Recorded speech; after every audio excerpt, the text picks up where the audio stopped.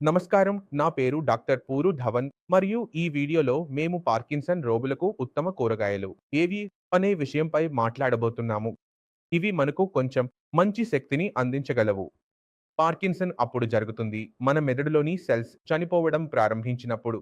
మరియు మెదడులోని సెల్స్ చనిపోతే శరీరం డోపమైన్ తయారు చేయలేకపోతుంది మరియు శరీరంలో మెదడుకు డోపమైన్ తక్కువగా విడుదలవుతుంది. దీనివల్ల మన మెదడు మసిల్స్‌తో సమన్వయం చేసుకోవడంలో కష్టపడుతుంది. కాబట్టి ఎప్పుడైనా ఒక రోగి వస్తే మేము తప్పకుండా అడుగుతాము. మీరు వెజిటేరియన్ లేదా నాన్ వెజిటేరియన్ అని. మరియు నాన్ వెజిటేరియన్ రోగులలో పార్కిన్సన్ చాలా తక్కువగా కనిపిస్తుంది. నేను మీకు అన్ని విషయాలు చెబుతున్నాను. ఇప్పుడు మేము చూసిన వెజిటేరియన్ రోగులలో కొంతమంది రోగులు తమ డైట్‌ను పూర్తిగా మార్చలేరు. అందులో అండ కూడా చేర్చరు. వారు అంటారు, "మేము వెజిటేరియన్. మాకు వెజిటేరియన్ ఆహారం ఇవ్వకండి. మీరు మాకు బాగా చేయండి." అందువల్ల ఆ రోగులలో మాకు కూరగాయల ఎంపిక చేయాలి. మాకు పోషక విలువ ఎక్కువగా ఉన్న కూరగాయలను ఎంపిక చేయాలి. మేము తరచుగా చూస్తున్నాము పార్కిన్సన్ ఉన్న రోగులు ఎక్కువగా గియా తోటకూర కూరను తింటున్నట్లు కనిపిస్తారు. ఎందుకంటే వారు తినడం తేలికగా చేస్తే వారి శరీరంలో మెరుగుదల జరుగుతుందని భావిస్తారు. కాబట్టి మొదటి విషయం, నేను నా జాబితాను చెప్పడానికి ముందు మీరు కేవలం గియా తోటకూర కూర మాత్రమే తింటే ఈ వీడియోను చూసిన తర్వాత ఆపేయండి. మీకు అన్ని కూరగాయలు తినాలి మరియు వాటిని రొటేషన్‌లో ఉంచాలి. ఆ రొటేషన్‌లో నేను మీకు చెప్పబోయే కూరగాయల పరిమాణాన్ని పెంచాలి. మీరు వెజిటేరియన్ అయితే మీ ఆహారంలో మొదటగా మీరు చేర్చాల్సినది దాల్చిన చెక్క. ఎందుకంటే దాల్చిన చెక్క మీకు అందించే ప్రోటీన్ యొక్క అత్యంత పెద్ద మూలం, పోషక విలువల యొక్క అత్యంత పెద్ద మూలం. కాబట్టి మీరు మీ ఆహారంలో దాల్చిన చెక్కను చేర్చాలి. మీరు దాల్చిన చెక్క రొట్టె తయారు చేయాలనుకుంటే దాల్చిన చెక్కలో పిండి కలపండి లేదా మధ్యాహ్నం దాల్చిన చెక్క కటోరీ నింపండి. ఏదైనా చేయండి, కానీ దాల్చిన చెక్కను మీరు ఎప్పుడూ మీతో ఉంచాలి. ఎందుకంటే మీ ప్రధాన నిర్మాణ బ్లాక్ అదే. కూరగాయలు తింటే ప్రోటీన్‌లో కొరత కనిపిస్తుంది. అందువల్ల మేము దాల్చిన చెక్కను తప్పనిసరిగా చేర్చిస్తాము. ఇప్పుడు దాల్చిన చెక్కతో కూరగాయలు కూడా ఉంటాయి. కాబట్టి నేను చెప్పినట్లుగా గియా తోరి టిండా మాత్రమే తినకూడదు. మీరు దాన్ని రొటేషన్‌లో ఉంచాలి. కాబట్టి మీరు ఇంకో పని చేయవచ్చు. మీరు గియా తింటున్నప్పుడు దానిలో దాల్చిన చెక్కను చేర్చండి. 2 మీకు నచ్చిన ఏదైనా మసాలా వేసి మిగిలిన కూరగాయలతో తిప్పండి. మనం కూరగాయల గురించి మాట్లాడినప్పుడు నేను ఈరోజు మీ ఆహారంలో పరిమాణాన్ని పెంచాల్సిన 5 కూరగాయలను తీసుకువచ్చాను. రొటేషన్ కొనసాగుతుంది, కానీ పరిమాణం ఎక్కువగా ఉంటుంది. మీరు వారంలో ఒకటి చాట్ తయారు చేసుకుంటే ఈ కూరగాయలతో కూరలు తయారవుతాయి. వాటి పరిమాణాన్ని మీరు ఎక్కువగా ఉంచవచ్చు. వారంలో 2 సార్లు ఉంచితే అందులోంచి కొంచెం ఎక్కువ ప్రయోజనం పొందవచ్చు. అందువల్ల మొదటగా మష్రూమ్ వస్తుంది. మష్రూమ్‌లో శక్తి ఇతర కూరగాయలతో పోలిస్తే ఎక్కువగా ఉంటుందని మనందరికీ తెలుసు. అందులో ప్రోటీన్ ఎక్కువగా ఉంటుంది మరియు విటమిన్ మిల్లు కూడా ఎక్కువగా ఉంటుంది. ఇప్పుడు మష్రూమ్ అనేక రకాలుగా వస్తుంది. బటన్ మష్రూమ్, ఫ్లాట్ రకం మష్రూమ్ వంటి వాటి గురించి మీరు స్క్రీన్‌పై చూడవచ్చు. ఈ అన్ని కూరగాయలను మీ ఇంటి చుట్టూ మార్కెట్‌లో అందుబాటులో ఉన్న వాటిని మీరు మీ డైట్‌లో చేర్చాలి. ఇప్పుడు మష్రూమ్‌తో మీరు మటర్ లేదా ఆలు వేసుకోవచ్చు. మష్రూమ్ ఉంటే అది ముఖ్యం కాదు. మష్రూమ్‌తో 20 ఓవర్లు తయారు చేయవచ్చు. అవి కూడా మీ డైట్‌లో ఎక్కువ పరిమాణంలో చేర్చబడతాయి. ఇది తర్వాత మేము కొంచెం దీని స్థాయికి వెళ్ళాలి. అది గాజర్. గాజర్‌ను మేము చూస్తే గాజర్ బ్రెడ్‌లో విటమిన్ ఫ్లైట్ చాలా మంచి పరిమాణంలో ఉంటాయి.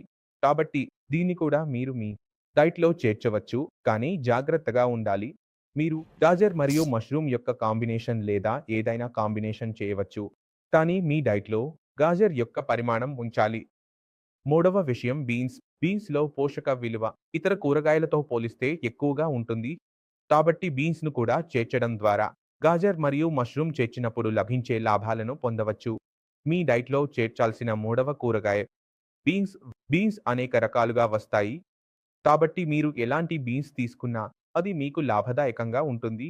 మేము కాంబినేషన్ చేయవచ్చు. భారతీయులకు ఏదైనా ఫిక్స్ కూరగాయ తయారు చేయడం అవసరం లేదు. మటర్‌తో కాంబినేషన్ చేయండి. 20తో కాంబినేషన్ చేయండి. ఆలూతో కాంబినేషన్ చేయండి. మేము కాంబినేషన్ చేస్తూ ముందుకు సాగాలి. నాలుగవ కూరగాయ బ్రోకోలీ. బ్రోకోలీ యొక్క పోషక విలువ ప్లేన్ గోబీ కంటే ఎక్కువగా ఉంటుందని మనందరికీ తెలుసు.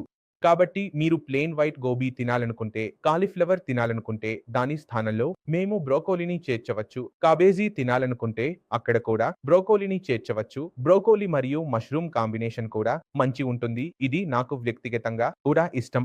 ఇప్పుడు మన చివరి కూరగాయపై వస్తున్నాం. అది పాలకూర. పాలకూర గురించి చాలా మంది భయపడతారు. అందులో కీడు ఉంటుందని లేదా పతరులు వస్తాయని. కానీ ఇందులో ఐరన్ కంటెంట్ ఎక్కువగా ఉంటుంది. ఇది మనకు లాభదాయకంగా ఉంటుంది.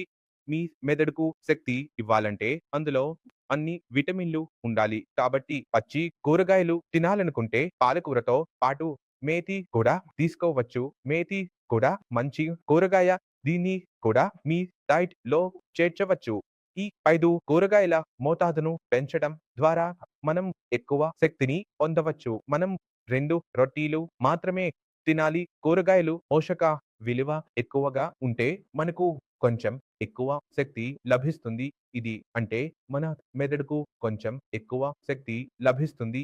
ఎందుకంటే మెదడు ఎనర్జీ కన్జంప్షన్ ఆర్గన్. ఇది చాలా శక్తిని తీసుకుంటుంది. మీరు ఏదైనా పని చేస్తున్నప్పుడు మెదడు ఎంత అలసిపోతుంది మరియు మెదడు అలసినప్పుడు మొత్తం శరీరం కూడా అలసటను అనుభవిస్తుంది. కాబట్టి మెదడుకు అనుగుణంగా ఆలోచించండి. వెజిటేరియన్ ఆహారం నేను ఎవరికీ ప్రిఫర్ చేయను. ముఖ్యంగా హార్ట్ కోర్ పార్కిన్సన్ రోగులకు. వారు నాన్ వెజ్ తినలేరు. అందుకే ఈ కూరగాయలు మంచి ప్రత్యామ్నాయంగా ఉంటాయి. కూరగాయల సూప్ తీసుకోవడం చాలా మంచిది. మీరు రోజులో 3-4 వరకు సార్లు చాయ్ తాగుతారు. కానీ మనం ఏదైనా తీసుకోవాలి. ఇది మన ఆహారాన్ని పెంచుతుంది. సూప్ చాలా మంచి పని చేస్తుంది. పాలకూర, చుకుందర్, గాజర్, మష్రూమ్ వంటి వాటిని సూప్ రూపంలో తయారు చేస్తే శక్తి కూడా పెరుగుతుంది మరియు మీ ఆహారం కూడా మెరుగుపడుతుంది. అందుకే ఫైబర్ హోటల్స్ లోకి వెళ్ళినప్పుడు మొదట సూప్ ఆర్డర్ చేస్తారు. సూప్ ఎందుకు ప్రిఫర్ చేస్తారు? ఎందుకంటే ఇది మీ ఆహారానికి ప్రేరణగా పనిచేస్తుంది. మీ ఆహారాన్ని మెరుగుపరుస్తుంది. కాబట్టి చాయ్‌ను మీ డైట్ నుండి తీసేయండి మరియు రోజుకు 2 సార్లు మంచి సూప్ తయారు చేయండి. అందులో దాల్చిన చెక్క మరియు కూరగాయలు కూడా చేర్చండి. కొన్ని సార్లు పాలకూర ఎక్కువగా, కొన్ని సార్లు చుకుందర్ ఎక్కువగా, కొన్ని సార్లు మష్రూమ్ ఎక్కువగా చేర్చండి. ఈ వేరియబిలిటీతో మీరు మీ డైట్‌ను మెరుగుపరచండి. ఇంక్రీజ్ చేయండి. తద్వారా మీ కుటుంబంలో లేదా మీరు స్వయంగా పార్కిన్సన్ రోగి అయిన వారి మెదడుకు మంచి పోషక విలువలు లభిస్తాయి. మరియు వారు ముందుగా కంటే మెరుగ్గా పని చేయగలుగుతారు. మనం మన ఇష్టమైన ఆహారం తింటే డోపమైన్ మనను ఆనందంగా ఉంచుతుంది. కాబట్టి మీరు మానసికంగా బాధపడుతున్నప్పుడు మీరు తింటే మీ మెదడుకు నష్టం జరుగుతుంది. కానీ మీరు ఆనందంగా మీ ఇష్టమైన ఆహారం తింటే, అందులో పోషక విలువలు చేర్చితే మీ మెదడులో ఆటోమేటిక్‌గా ఎక్కువ డోపమైన్ విడుదల అవుతుంది. ఇది మనకు లాభదాయకంగా ఉంటుంది. పార్కిన్సన్ చికిత్సలో కూడా ఈ చిన్న చిన్న మార్పులు మనం అర్థం చేసుకుంటాం కానీ చేస్తామా? ఎందుకు చేయడం లేదు అనేక కారణాల వల్ల. కాబట్టి ఈ వీడియోను చూసిన తర్వాత మీరు ఏమి చేయాలి అంటే ఒక డైట్ చార్ట్ తయారు చేయాలి. మీరు ఉదయం ఏమి తినాలి? మధ్యాహ్నం ఏమి తినాలి? రాత్రి ఏమి తినాలి? మీకు సహాయం అవసరమైతే, పార్కిన్సన్ చికిత్సకు అవసరమైతే మా పూర్తి టీమ్ అందుబాటులో ఉంది. మీరు చికిత్స ప్రారంభించినప్పుడు డైట్ చార్ట్ ఇవ్వబడుతుంది. అందులో కూడా చిన్న చిన్న మార్పులు ఉంటాయి. కాబట్టి మీరు ఇప్పటికే రోగి అయితే మీ డైట్‌లో కొంచెం మార్పులు చేయండి. ఎందుకంటే మందుల పరిమితులు ఉంటాయి. కానీ ఆహారానికి పరిమితులు ఉండవు. చికిత్స ఒకసారి ఆపాలి. కానీ మనం ఆహారాన్ని మందిగా మార్చుకుంటే చికిత్స త్వరగా ముగుస్తుంది మరియు మీకు పార్కిన్సన్ సమస్య తగ్గుతుంది లేదా ఆపుతుంది. ఇది ఒక స్వీయ ప్రగతిశీల వ్యాధి. ఒకసారి ప్రారంభమైతే మీకు తెలియాలి ఇది పెరుగుతూనే ఉంటుంది. కాబట్టి దీన్ని నెమ్మదిగా చేయడం, ఆపడంలో ఆహారానికి చాలా పెద్ద పాత్ర ఉంటుంది. మీరు నేను చెప్పిన విధంగా మీ డైట్‌లో మార్పులు చేయవచ్చు మరియు పార్కిన్సన్‌తో సులభంగా పోరాడవచ్చు. ఈ వీడియోతో మీకు కొత్త విషయాలు, మీకు మరింత జ్ఞానం అందించడానికి మళ్ళీ కలుసుకుందాం. మీకు శుభాకాంక్షలు.